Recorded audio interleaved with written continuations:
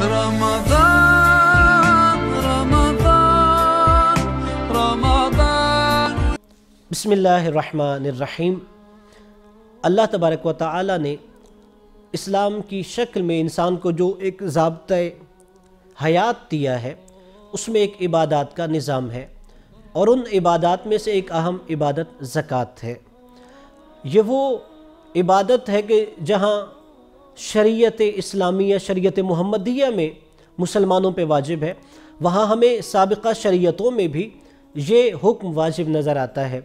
جیسا کہ حضرت عیسیٰ علیہ السلام جب 3 دن کے تھے اور انہوں نے گفتگو کی تو انہوں نے وہاں پہ جملہ فرمایا تھا وَأَوْصَانِ بِالصَّلَاةِ وَالزَّكَاةِ مَا دُمْتُ حَيًّا، کہ اللہ نے مجھے نماز قائم کرنے اور زکوٰۃ ادا کرنے کی تلقین فرمائی ہے کہ جب تک میں زندہ ہوں نماز بھی پڑھتا رہوں، زکوٰۃ بھی ادا کرتا رہوں۔ تو یہ ایک اہم شریعت کا مسئلہ ہے کہ زکوٰۃ کی صورت میں اگر آپ قرآن مجید میں دیکھیے، جہاں پر بھی زیادہ تر آیات میں اللہ نے نماز قائم کرنے کا تذکرہ کیا، وہاں پر زکوٰۃ دینے کا حکم دیا کہ اقیموا الصلاۃ وآتوا الزکاۃ، نماز قائم کرو، زکوٰۃ ادا کرو۔ در حقیقت اللہ نے یہاں پہ 2 اصول سمجھایا انسان کو، اقیموا الصلاۃ کہہ کے اسے حقوق اللہ یاد دلائے ہیں، اور آتوا الزکاۃ کہہ کے اسے حقوق العباد یاد دلائے ہیں کہ تمہیں اللہ کے حقوق سے بھی غافل نہیں ہونا اور بندوں کے حقوق سے بھی غافل نہیں ہونا۔ اور پھر قرآن میں اللہ نے رسول خدا کو مخاطب کرتے ہوئے فرمایا خُذْ مِنْ أَمْوَالِهِمْ صَدَقَةً تُطَهِّرْهُمْ وَتُزَكِّيهِمْ، ان کے مال سے صدقہ یعنی زکوٰۃ لیجئے، کیوں؟ تاکہ اس کے ذریعے انہیں گناہوں سے پاک کر دیجئے اور ان کا تزکیہ نفس کیجئے، تاکہ اس کے ذریعے یعنی ان کے مال میں اضافہ ہو جائے، ان کا مال بڑھ جائے۔ یہ ایک مسلمان کو ذہن نشین رکھنا چاہیے کہ زکوٰۃ دینے سے میرا مال کم نہیں ہوتا، بلکہ وہاں پر میرا مال پاک ہونے کے ساتھ اس میں اضافہ ہو جاتا ہے۔ اور یہ تو گویا ایسا ہے کہ جیسے آپ اللہ کو قرض دے رہے ہیں، اور اللہ نے خود قرآن میں فرمایا مَا يُقْرِضُ اللَّهَ قَرْضًا حَسَنًا فَيُضَاعِفْهُ لَهُ، جو اللہ کو قرض حسنہ دیتا ہے تو اللہ اس کا قرض رکھتا نہیں ہے بلکہ 2 گنا کر کے اسے واپس لوٹاتا ہے۔ یعنی اگر کوئی مسلمان خدا کی بارگاہ میں اپنی یہ عبادت زکوٰۃ کے ذریعے ادائیگی کر رہا ہے تو اسے یہ ذہن نشین رکھنا چاہیے کہ کم از کم 2 گنا اس کا واپس لوٹایا جائے گا۔ اور اللہ نے زکوٰۃ کو کیوں فرض قرار دیا ہے، اس حوالے سے بھی ہمیں قرآن نے نظریہ دیا کَإِ لَا يَكُونَ دُولَةً بَيْنَ الْأَغْنِيَاءِ مِنْكُمْ، تاکہ صرف جو تم میں سے مالدار اور صاحب ثروت ہے ان کے درمیان دولت کی گردش نہیں ہونی چاہیے۔ اللہ چاہتا ہے کہ یہ دولت عمراء صاحب ثروت سے لے کے جو فقراء غریب لوگ ہیں ان تک بھی پہنچنی چاہیے۔ جیسے آپ دیکھتے ہیں کہ انسان کے جسم میں خون چلتا ہے،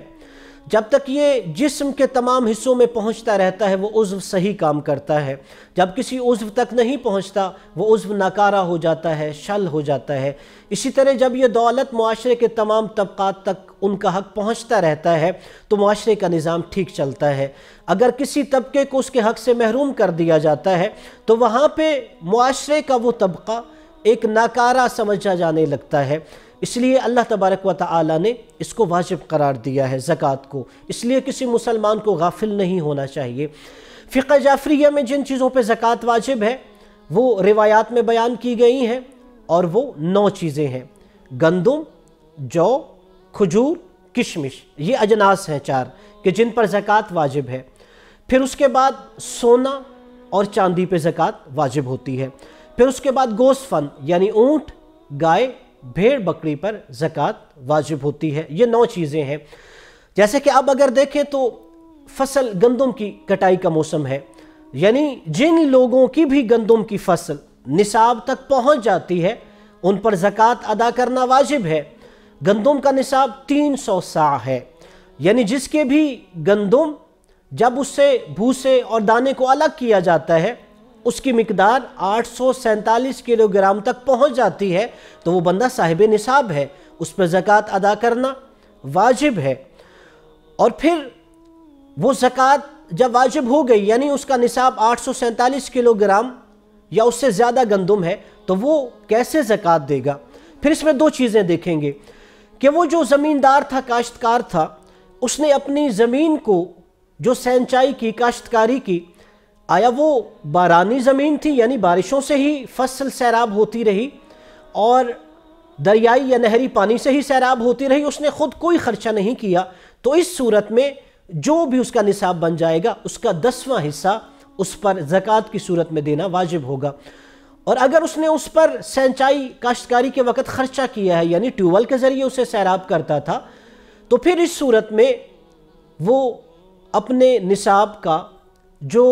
20واں حصہ ہے وہ زکوٰۃ کی صورت میں دینا واجب ہوگا۔ اور یاد رکھیے کہ شریعت نے اس کے 8 مصارف بیان کیے ہیں کہ فقراء ہیں، مساکین ہیں، اسی طرح مؤلفۃ القلوب ہے کہ یعنی وہ کافر یا وہ کمزور عقیدہ مسلمان جنہیں زکوٰۃ دی جائے تو اسلام کی طرف مائل ہوں گے، اسی طرح ابن السبیل ہے وہ مسافر جو حالت سفر میں تنگ دست مجبور ہو جائے اسے زکوٰۃ دی جائے، اسی طرح غلام آزاد کرنا زکوٰۃ کے مصارف میں سے ہے، اسی طرح والعاملین علیہا یعنی جو زکوٰۃ کو حاکم شرعی کی طرف سے زکوٰۃ جمع کرنے پر معمول ہوتے تو ان کے لیے بھی زکوٰۃ دی جا سکتی ہے۔ اسی طرح ایک اہم مصرف زکوٰۃ کا جو ہے وہ فی سبیل اللہ ہے کہ اللہ کی راہ میں یعنی ایسے کاموں میں خرچ کیا جائے کہ جو در حقیقت اسلام اور شریعت کی سربلندی کے لیے ہے، جیسے مساجد ہیں، مدارس ہیں، کہ ان کو زکوٰۃ دی جانی چاہیے۔ اس میں یقیناً اپنے جو رشتہ دار ہیں انہیں دوسروں پہ فوقیت ہے، اور جو اہل علم ہے اسے غیر عالم پر فضیلت ہے۔ تو یقیناً اس موسم میں کہ جب ہر کاشتکار اپنی فصل کی کٹائی کر رہا ہے تو اسے اپنے اس واجب فریضے سے غافل نہیں ہونا چاہیے۔ اگر 847 کلو گرام تک اس کی گندم کی مقدار پہنچ جاتی ہے تو اس کا مطلب ہے اس پر زکوٰۃ کی ادائیگی واجب ہے، تو وہ ضرور ادا کرے، اور یقیناً آپ جب ادا کرے تو اس صورت میں ان علمی مراکز کو بھی نہ بھولیے کہ جو شب و روز علم کی روشنی کو پھیلا رہے ہیں، ان میں سے ایک اہم مکتب تشیع کا ادارہ منہاج الحسین جوہر ٹاؤن لاہور ہے،